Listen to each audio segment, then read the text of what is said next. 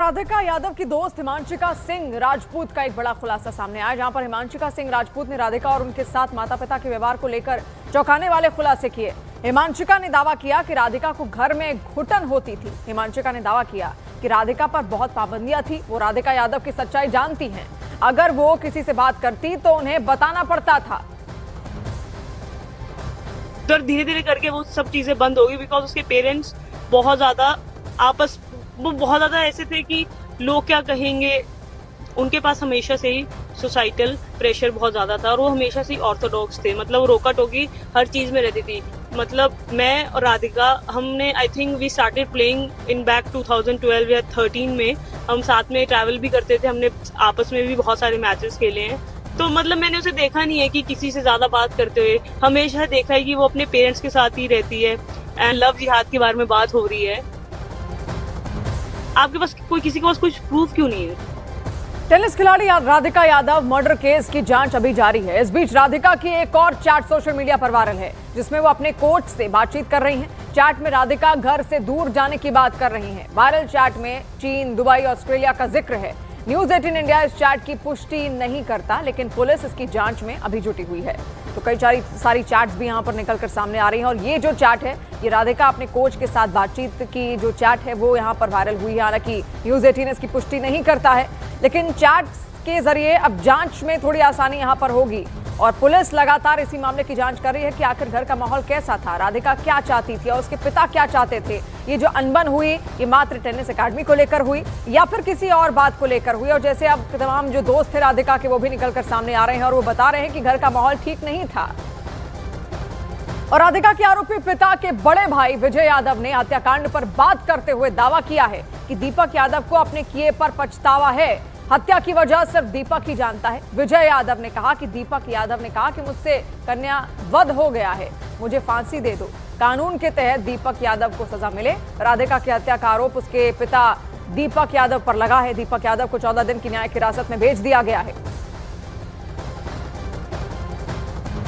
वहाँ पुलिस थाने में भी मैं साथ था, वहाँ भी उसने ये कहा कि कोई ऐसा रूल आप लोगों का हो फांसी का तो मेरे को फांसी दे दो। मैंने बहुत गलत करा है। वजह नहीं बताई? वजह नहीं बताई। मैंने खूब पूछा, पुलिस वालों ने भी पूछा कि क्या बात है, किसने कही है, तू बता। और तुझे को कम से कम परिवार में तो बात करनी थी। अगर कोई कुछ कह भी रहा है तो परिवार में बैठ के बात करता। कहता बस भाई दिमाग खराब हो गया। और राधिका यादव मर्डर केस को लेकर सामने आ रही थ्योरी पर कई सवाल उठ रहे हैं, क्योंकि आरोपी पिता का कहना है कि उसने राधिका को 3 गोलियां मारी थी, लेकिन पोस्टमार्टम रिपोर्ट में राधिका की बॉडी से 3 नहीं बल्कि 4 गोलियां मिली। इसके साथ ही राधिका की मां के बयान में भी विरोधाभास नजर आ रहा है। तो देखिए, यही है वो आरोपी पिता दीपक, जिसने अपनी बेटी का यहां पर कत्ल किया और इसके लिए पूरी प्लानिंग भी बकायदा उसने यहां पर तैयार की थी और वो लंबे वक्त से इस साजिश में यहां पर लगा हुआ था। अनबन अपनी बेटी के साथ लगातार उसकी थी। हालांकि पिता के कई सारे अलग अलग दावे यहां पर निकलकर सामने आ रहे हैं। पिता का कहना है कि टेनिस एकेडमी को लेकर विवाद था, मैंने 3 गोलियां राधिका को मारी, लेकिन जब पोस्टमार्टम रिपोर्ट सामने आती है तो राधिका को 4 गोलियां लगी होती हैं।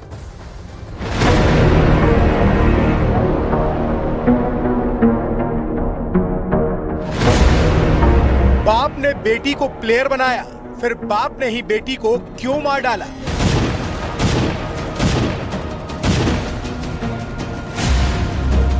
राधिका मर्डर केस की मिस्ट्री, क्या छिपा रहा राधिका का परिवार?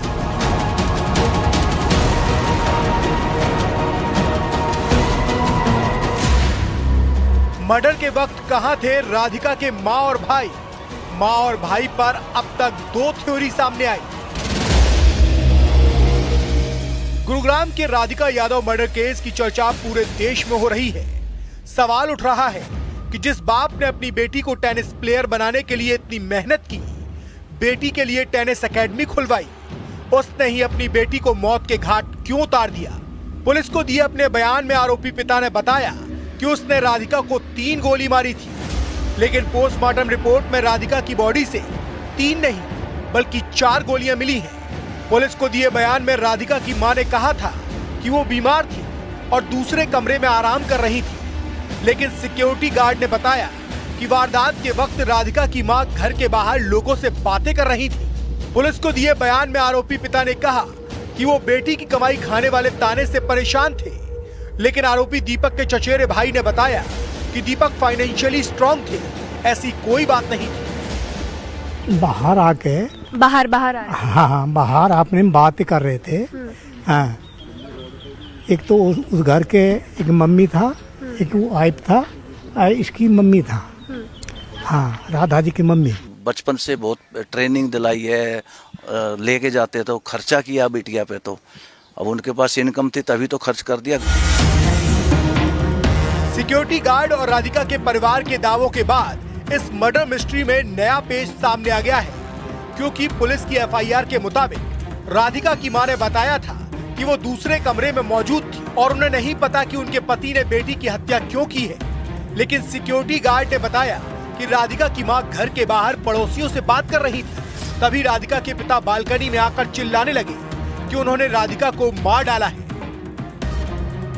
प्यारेलाल जी, जब ये इंसिडेंट हुआ कल करीबन 10:30 बजे, तो क्या आपने गन शॉट्स की आवाज़ें सुनी थी? जी नहीं, मैं नहीं सुना था, मैं यहाँ नहीं था, मैं था मंदिर में। मंदिर से आने के बाद में हमने ये सब कुछ बातें उतें कर रहा था, पानी भी पड़ रहा था, बारिश भी, तो हम हल्का फल्का में खड़ा होकर मैं सुना कि आपने की लड़ाई हो रहा, क्या हो रहा था। मैं सुना कुछ ये सब बात बता रहा है, लड़ रहे झगड़ रहे हैं।